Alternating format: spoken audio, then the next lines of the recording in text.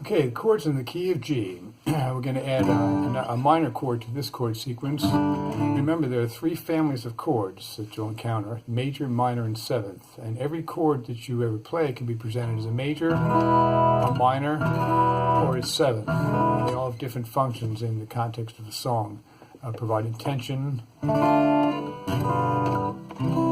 resolution. So we'll talk more about that later, but for right now we're going to add a minor chord to the sequence. It'll be G, D, E minor, and C. The G is fairly straightforward. The D, as you already know. The E minor is just like the E that you learned in the first lesson, but lift up your index finger. And the C is third finger, second finger, open, first finger. Now, once you have these chords in your hand, and do that muscle memory exercise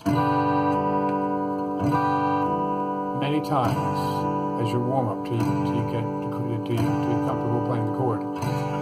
Okay, so let's take these chords, and you can practice them first with that exercise we used in the first lesson. 1, 2, 3, 4, 1, 2, 3, 4, 1, 2, 3, 4, 1, 2, 3, 4, until you're comfortable switching chords on time.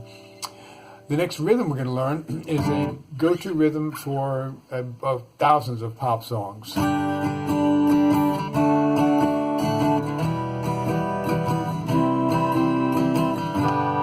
You've heard it countless times, and it's really useful.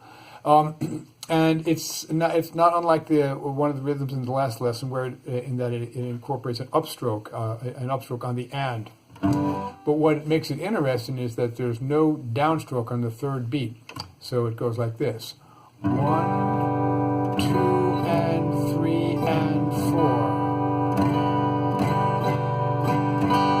And in actual strokes, you can articulate it as down, down, up, up, down, down, down, up, down. 1, 2, and 3, and 4. 1, 2, and 3, and 4.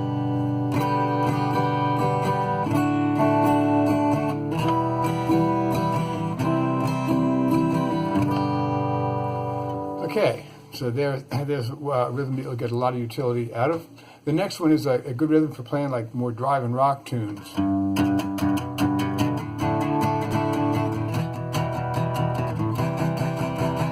And this rhythm, you play a strum on each beat and the end of each beat, but instead of doing an upstroke on the and, you do all downstrokes.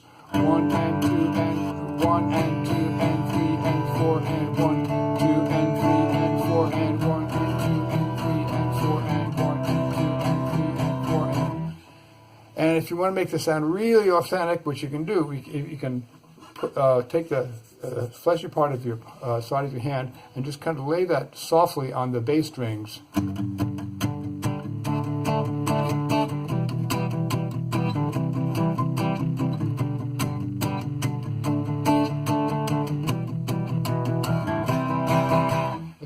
It's a great dynamic tool. So you can take the same strum,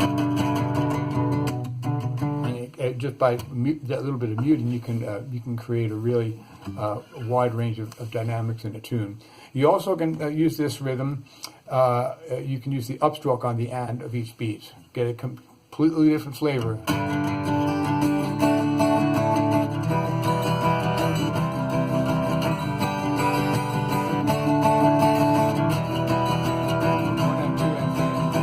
You can mix it up. You can start with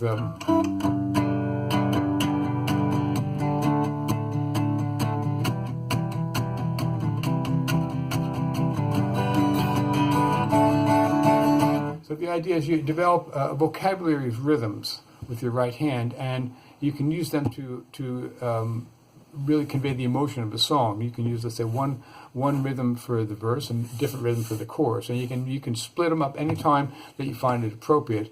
We'll talk more about that later as far as making rhythms kind of really ebb and flow with the dynamics of the song. But for right now, you can just insert the different rhythms that you know in different parts of the song when appropriate.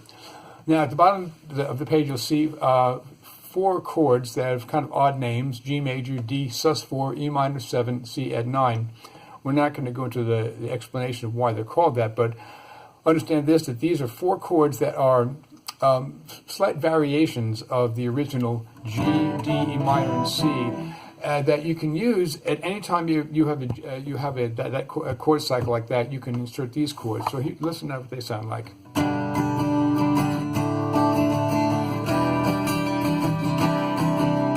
It's got a really nice poppy kind of sound.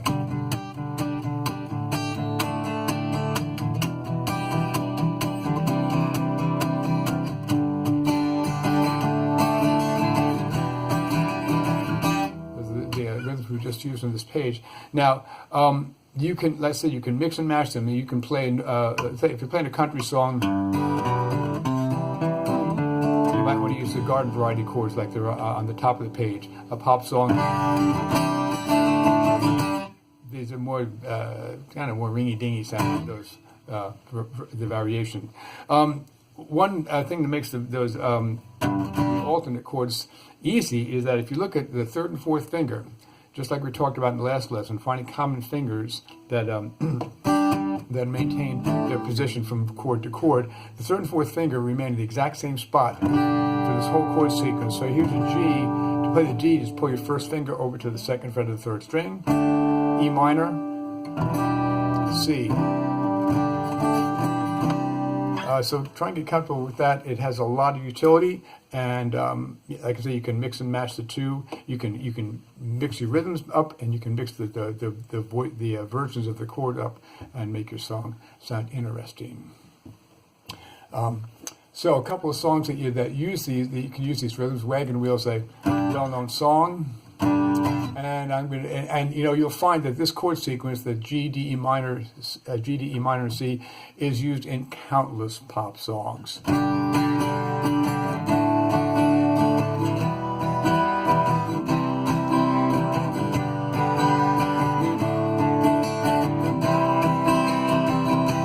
There's Wagon Wheel, and Don't Stop Believin'. I'm going to use this 1 and 2 and 3 and 4 and 1 and 2 and 3 and 4 and 1 and 2 and 3 and 4 and 2 and 3 and 4 and 1 and 2 and 3 and 4 and 1 and 2 and 3 and 4 and 1 and 2 and 3.